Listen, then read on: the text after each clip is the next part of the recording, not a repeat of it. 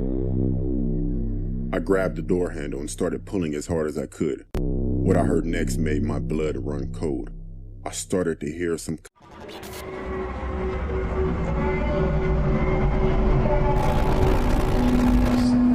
nightmare files.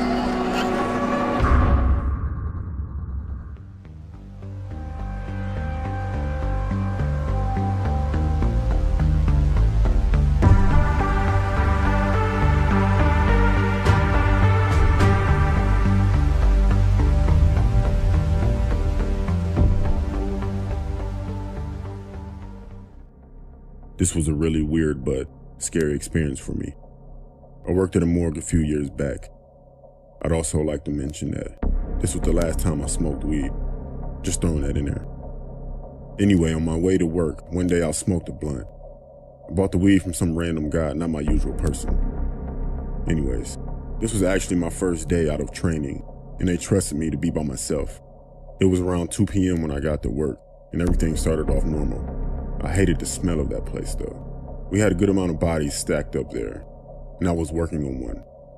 I turned around for a few seconds while looking for a tool, and I heard a moan from behind me.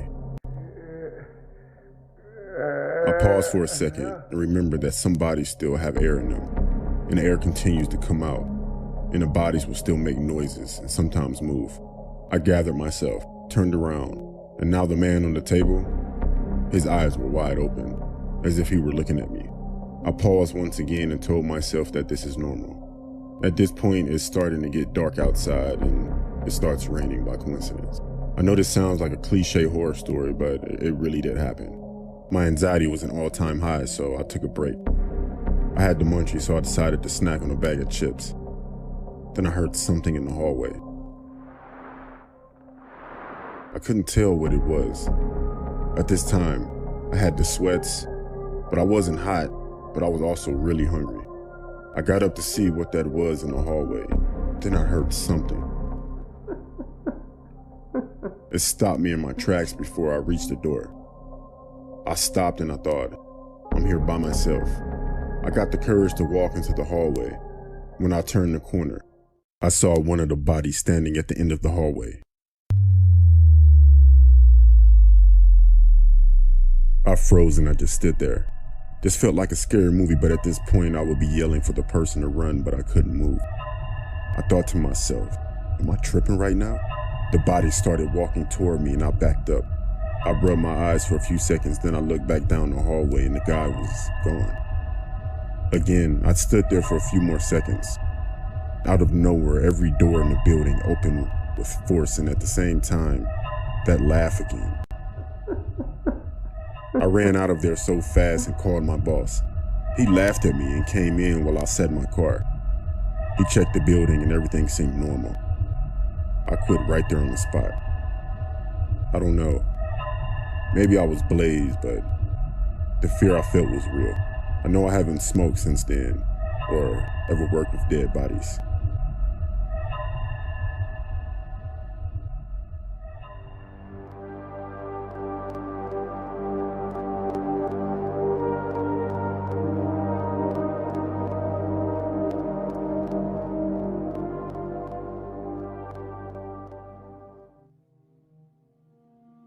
I got this great job working at a hospital.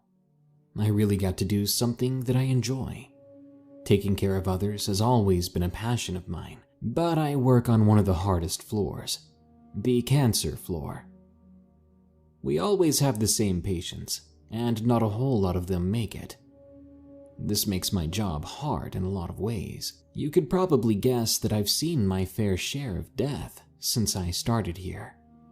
Anyway, I work the night shift, and at night it can be a little creepy when you have to go to the morgue. One night, me and a coworker were taking someone down to the morgue. Now, let me explain. Our morgue is a little freezer box that is in the basement, and it smells horrible. Plus, it has a ramp to get into it. So she and I wheel the body down there, and we push it up the ramp. And then we begin to argue over who is going to push the body inside. Of course, I lose, so I swing the freezer door open, and I push in the body. Then I slam the door shut. We start to fill out our paperwork when we both look up at each other. She says to me, "Did you hear that?" I said, "I think so." We both turn and look at the door.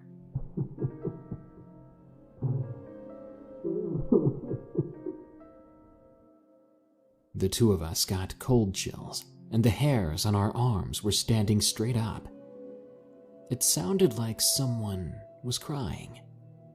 We froze, turned, and looked at each other, then ran out. Halfway down the hall, she asked if I really heard what she did, and I told her yes. I really didn't know what to think, so I was telling one of my friends, who is a nurse on our floor, the story. She tells me that she has had similar things happen to her in the morgue. To this day, I will not go alone, and I always try to get out of going at all. We also have a tradition on our floor that when someone passes away, we open the window so the soul of that person is not trapped in the hospital to roam. I'm not making this up. It truly happened. If you don't believe me, I don't care. I know, and so does everyone else who works there.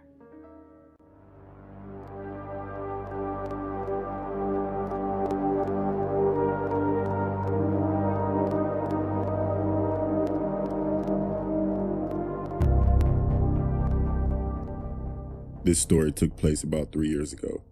I started my new job working at a morgue that was about 3 miles to the countryside. For the first week, everything went fine. I got shown around the building, how everything works, and I understood my job. That was until I met the guy who used to deliver the bodies to the morgue. His name was Kenny. I first met him on the elevator. We shook hands and he made an inappropriate joke. He also stunk of smoke, had long greasy hair, bad yellow teeth, and a faded, poorly drawn tattoo of a snake on his forearm. My first thought that he was just weird. I figured I would only see him from time to time when he delivered the bodies. That wasn't the case, however, as he would come up into the building and talk to the staff. Apparently he had worked there for years and knew everybody. I asked a few staff members about him, and they kind of just shrugged him off as being eccentric. It was like I was the only one who saw through that. He would joke around with most people, but when it came to me, it was like he was a different person. The first time we met, he would make inappropriate jokes towards me.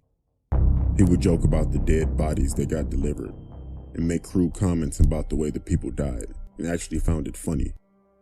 One night, however, I was working on a body when I decided to take a little break. When I returned, I found the body was off the table and propped up against the wall. I almost had a heart attack. And then Kenny jumped out from the corner, screaming and grabbing my shoulder, shaking me violently. Then he stopped and laughed, telling me how good he got me, and my reaction was hilarious. This was the last straw, and I had enough and reported this to my superiors. My complaint was backed up by the footage from the CCTV cameras. The next evening, as I arrived into work, I saw Kenny walking down the corridor, and he didn't have his weird grin on his face. His look was much more disturbing. He looked furious, like he was a different person. He passed by me while giving me the worst stare I've ever seen. I was told later that he had been fired. I was a little bit surprised. I didn't know what they would do. I didn't know they were firing him exactly, but I was kind of relieved. That night, I finished work around 3 a.m. and got into my car to drive home. As soon as I pulled out, another car started up from across the parking lot and started to instantly tailgate me. Like I said, the building was located in the country, so there were no other cars on the road. At first, I didn't know who this was. I pulled over to see if the car would keep going, but as soon as I pulled over, the car slammed on its brakes. That was when Kenny came running out of his car and over to mine, yanking on the door handle as hard as he could, while banging on the window screaming for me to get out of the car. I thought he was going to rip the door off and kill me. I quickly started my car back up and drove off as fast as I could. I saw Kenny get into his car. For some reason, he didn't chase me. I'm not sure if his car wouldn't start or he just decided not to pursue me. Either way, I was relieved. I later informed my superior of what happened.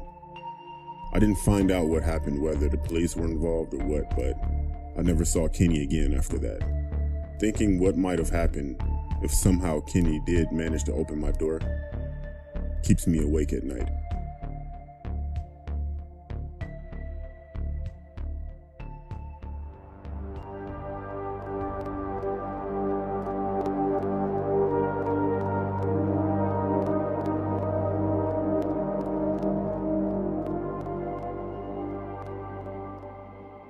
My brother is a mortician at a facility in New York, and one night when I was visiting, he asked if I wanted to go to work with him so I wouldn't be alone in his house. I reluctantly said yes. What's the worst that can happen, right? Boy, was I wrong. To start off with, this place was creepy as hell, dark and smelled funny. He said it was normal, and it was probably the smell of the formaldehyde, so I just ignored it. After a little time of chit-chatting and catching up, he told me that he needed to get to work, but that I could stay in the little adjoined office and watch some TV, and so that's exactly what I did for a little bit. The entrance to the morgue had swinging doors, and you could hear when someone was coming in or out of them. He came to check on me a few times, so I heard them. After a few hours of being by myself, I started to doze off, when the sudden sound of the doors woke me up. Expecting for my brother to walk in and greet me, there was nothing. Again, I started to fall asleep, and yet again, the loud doors went off. You couldn't tell if someone was coming in or out, but they kept on swinging and didn't stop. Thinking my brother was playing a joke on me, I got up and went to tell him to stop, but to my surprise, there was only a little girl standing there, playing by the doors, pushing them. "Hi," I told her. She looked at me and didn't say a word. One of the things that caught my eye was a pretty blue dress with a pink ribbon that she was wearing. "Your dress is pretty, and the bow makes it stand out." Again, no reply. She looked down and started to run the opposite way, towards a lonesome hall. I thought the kid belonged to another employee, so I went back to my chair and sat down. A couple of hours later, when my brother's shift was over, he finally woke me up to go back to his place. As we were driving, I started to tell him about the doors and the little girl with the cute blue dress and big pink ribbon. He slammed the brakes. "What the hell? Why did you brake?" "Tessa," he told me with a chilling look on his face. "Last night I did an autopsy on a little girl that drowned. She was wearing a blue dress with a big pink ribbon." My blood ran cold, and I've never been to work with my brother ever again.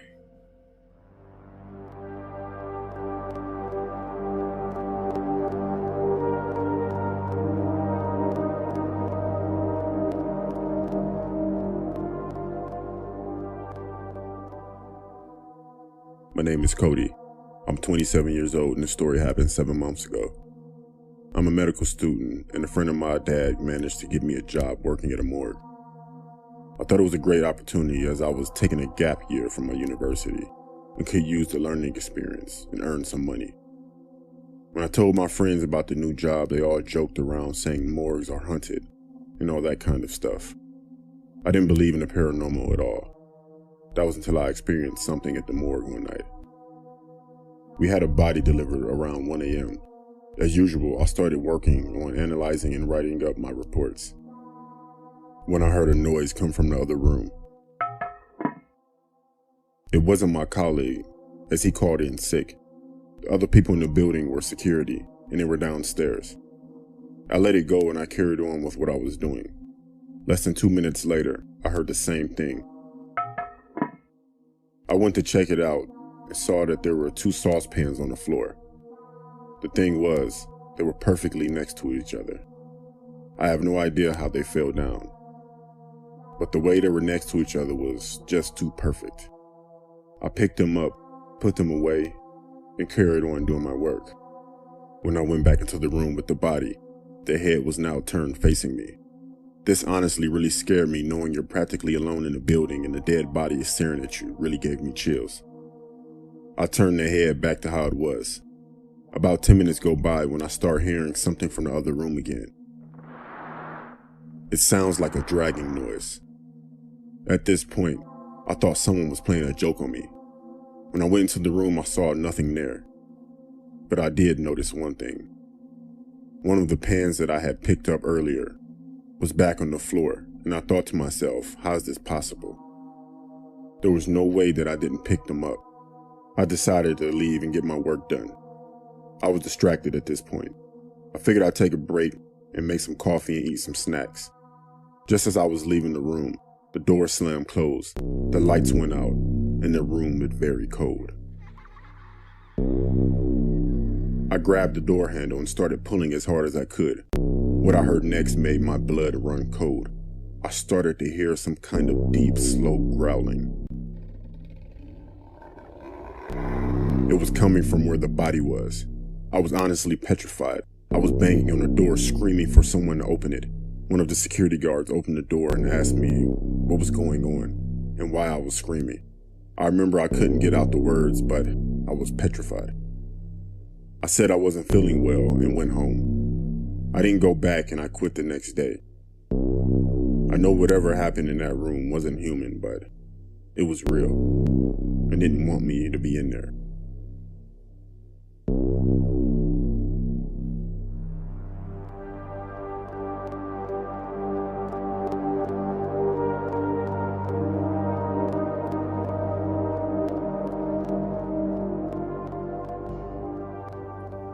When I go to work, that is all for me. It's just a job. I've really never had any feelings for the people I've worked on, since that's what I've been there to do, and of course, I didn't know them. But this particular day has been embedded in my head ever since.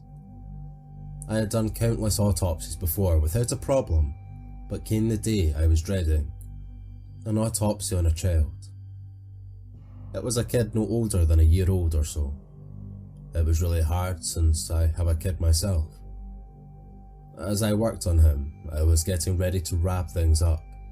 I turned around and standing right there was a woman sobbing. I assumed it was the mother and I told her she couldn't be there. I asked her how she got in, but no response.